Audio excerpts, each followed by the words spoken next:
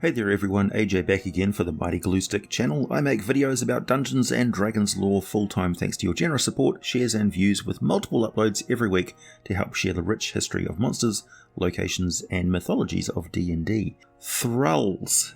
I've been looking forward to covering these creatures, and now with Guildmaster's Guide to Ravnica being released, I have the perfect excuse, because with a couple of official listings in that sourcebook, Thralls are now a part of Dungeons & Dragons lore, officially. So, what is a Thrull? Why are they so interesting? Where did they come from? And how do they impact the game? Most importantly, how can you use them in your game to make it better, more interesting? So sit tight, settle your stomach. We're about to dive deep into the foul flesh vats of the very worst kind of alchemy. Our story, with so many things related to Magic the Gathering multiverse, takes us to the world of Dominaria, to the continent of Sarpadia, where the very first Thralls were created.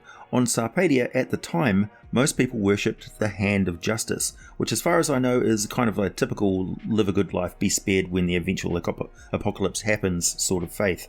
Another religion was created by Torach, who worshipped a being known as the Ebon Praetor. And Torach managed to build this into an empire with a capital called Ashtep Keep, also known as the Citadel of the Ebon Hand. Eventually, his followers worshipped Torach himself as a god. Their religion was essentially necromancy, life, death, and the prospect of freedom from the constraints of mortal existence. This makes sense as conditions on Dominaria were going from bad to worst during this era, and one problem that the necromancers had was that the population was dwindling, and there was just not enough beings to sacrifice in order to further their necromantic studies. In steps Endrek Sar, a gifted but clearly disturbed wizard who was deeply inspired by Torach's teachings on necromancy and his formulas, incorporating alchemy to create not undead but living creatures from dead flesh. Rumours are that these formulas were based on observations of ancient Phyrexian technology, which is one reason they destroyed the ancient Thran civilization on Dominaria. Endrek Sar styled himself the creator of life and erased architect, and poured every effort and every corpse he could get his hands on into the creation of the very first Thralls. These were used as servants and as simply relatively mindless drones who willingly submitted to be sacrificed for necromantic rituals. The Ebon Hand embraced the Thralls as a success, and Endrek Sar became obsessed with creating stronger and more intelligent varieties. He could see no wrong, seeing vast potential for further uses. Endrek created Thralls that could produce metal compounds to replace the Ebon Hand's steel supplies, which were dwindling. He also began to augment their capacity to think, as his purpose and design was to create powerful creatures that delighted in self-sacrifice. A turning point in Endrek's experiment was an encounter with a priest of the Phyrexian order, who basically said that the Phyrexians believed that there was no difference between artificial and true life, because all life is just energy.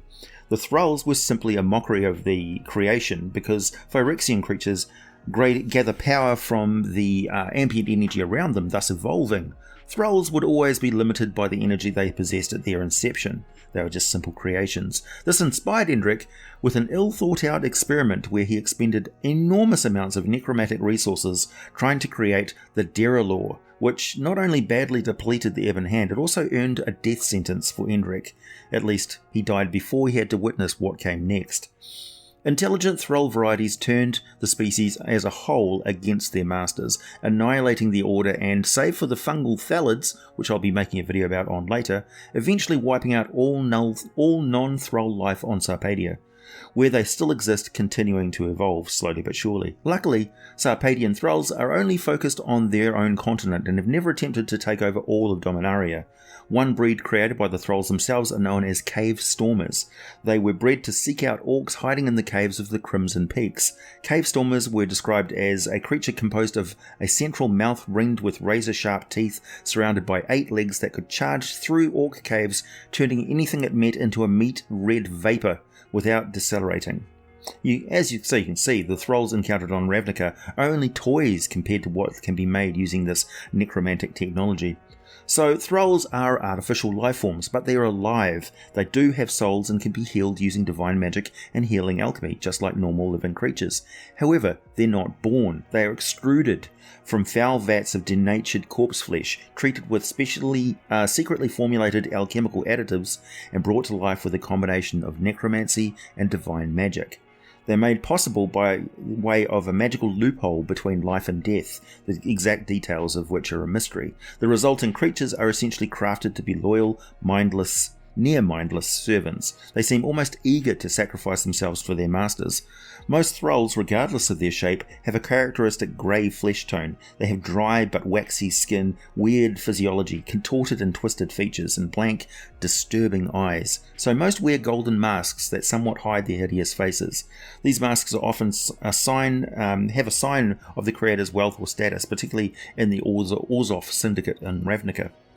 If the knowledge of how to create Thralls came from Dominaria, then it seems that the Thralls found on Ravnica are deliberately limited in their capacity for both independent thought and the capacity for violence, but retaining their most useful properties.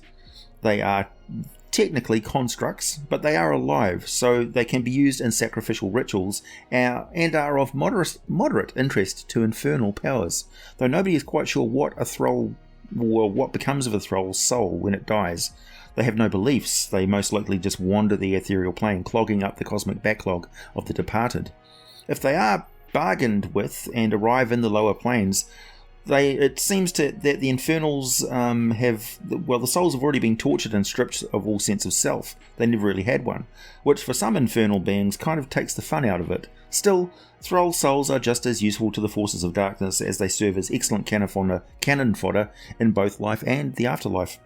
The Servitor Thrull and the Winged Thrull, listed in the pages of the Guildmaster's Guide to Ravnica, represent small Thralls typically found in the presence of their masters or travelling about the districts on one errand or another. The Servitors are quite sturdy for a small humanoid, kind of like a naked, genderless, crudely proportioned and entirely hairless chimp, with ornate gilded metal mask bolted onto its face. They're immune to poison and don't seem to feel pain, or simply don't react to it at all, and they're also tireless, immune to exhaustion, and will perform a task perpetually if ordered, until they physically wear out and can't do it anymore. I'm not entirely sure whether they actually do eat or sleep. They have dark vision out to 60 feet, passive perception of 8, an armor class of 11, and 46 plus 8 hit points, so between 12 and 32 hit points, and a speed of 30 feet per round. They're slender and not extremely strong, but with a strength of 11, much stronger than they look. They have very low but not animalistic mental attributes, nothing higher than a 6. They may be able to speak, but are created without any way to do so. They attack if ordered to, but otherwise just caper about and spray blood and slime everywhere if they're attacked, not even bothering to defend themselves. They even have a special reaction ability called Self-Sacrifice, which is triggered by a creature within 5 feet of the Thrall being hit by an attack. The Thrall reacts by swapping places with that creature and being hit instead. They enjoy it. If they are ordered to attack, they do so with their claws, which are +3 to hit and do 1d8 plus 1 slashing damage, which is quite a lot for a small creature, so it seems that they are striking without any regard for injury caused to themselves by broken arms, damaged joints and torn tendons, which can be repaired later using healing potions or whatever.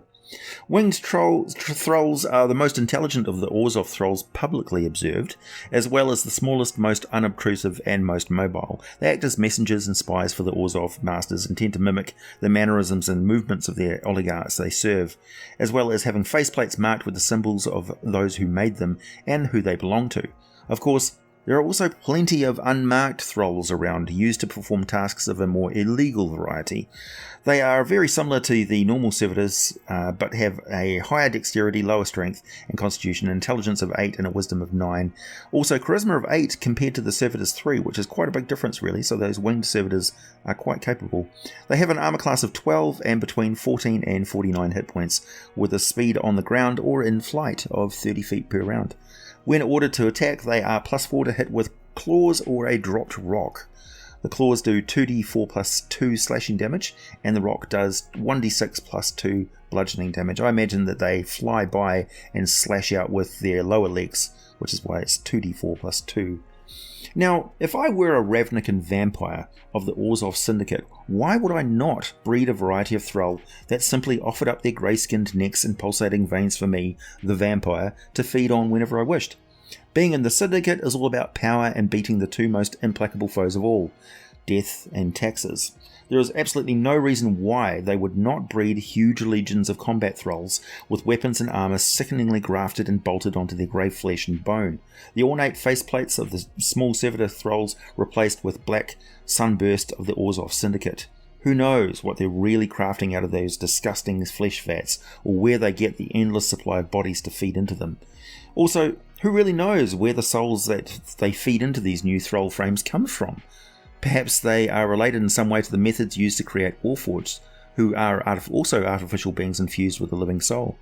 We do know that the forms the Thralls can take are substantially influenced by what went into the vats in the first place. If you dumped lizard flesh and cow flesh in there, the resulting Thrall would very likely have both features mixed in there. But normally the Thrull has pits, the pit has hundreds of specimens dumped in there, contributing to a Thrall product that may have some quirky characteristics. Final bit of info on their origins. Endrick Sar also taught Sarpadia's elves to grow the fungi called thalids for food. Why thalids and Thralls seem to coexist so comfortably with each other is something of a mystery, but certainly on Dominaria there is a big land area completely dominated by the both of them. When the merfolk around Sarpadia departed that place, and actually that entire area with temporal and spatial portals, they seem to have scattered some of the information on constructing Thralls along the way, and now you can include them in pretty much any setting where mad laboratories are present, particularly a combination of weird science and necromancy, steampunk Frankenstein with a little bit of Edward Scissorhands creepiness to it. Oh, and the alchemo-necro-techs who work in the manufacture of Thralls refer to the goop inside the flesh vats as slag. Like, subscribe, check out my Patreon for exclusive content and all the full scripts for these videos, buy some merchandise, wear your geek with pride, check out Patron Blades for a mighty smooth shave, and as always, thanks for listening everyone, I'll be back with more for you very soon.